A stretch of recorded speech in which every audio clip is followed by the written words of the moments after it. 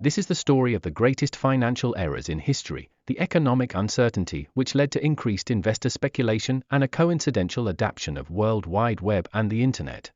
This is the story of the dot-com bubble. The dot-com bubble was a stock market bubble that ballooned during the late 1990s and peaked on Friday, March 2000. This period of market growth coincided with the widespread adoption of the Internet and the World Wide Web, resulting in a dispensation of available venture capital and the rapid growth of valuations in new dot-com startups. The percentage of households in the United States owning computers increased from 15% to 35%, making the computers become a necessity at that time.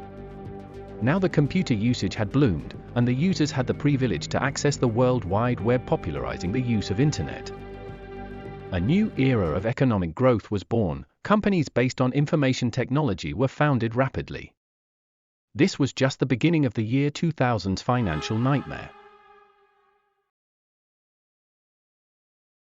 In fact, what fueled these startups' boom was a coincidental decline in interest rates, which increased capital availability since loans were cheaper than before. It seemed to be a win-win situation between the investors. This is because every time policies were formulated favored the blooming of new startups. For example, the Taxpayer Relief Act of 1997 lowered the top marginal capital gains tax in the United States, which made investors to make speculative investments. Imagine a situation where people were quitting their jobs to trade on dot-com stock markets. Imagine the confidence the investors had in the growth of these dot-com companies. Was it the best decision to make at that time? Stick with me, because this is just the beginning of this great financial history.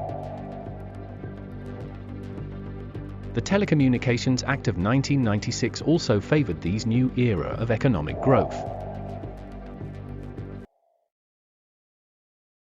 By the way, a dot-com company is a company that conducts most of its businesses on the Internet, usually through a website on the World Wide Web that uses the domain .com. Since it was just a bubble, the bubble would eventually burst, carrying along with the equivalent magnitude of disaster compared to the time it bloomed.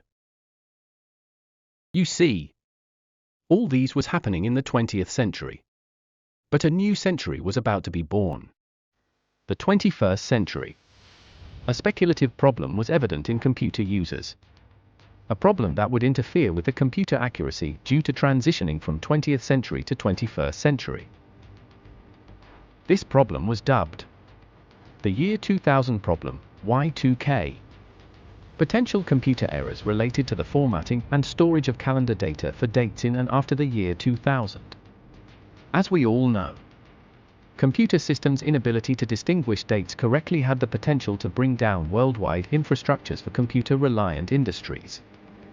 In an attempt to prevent the potential consequences that the year 2000 problem would bring, companies were spending too much, and as a result, most of its venture capital had been depleted and the tech companies were no longer profitable.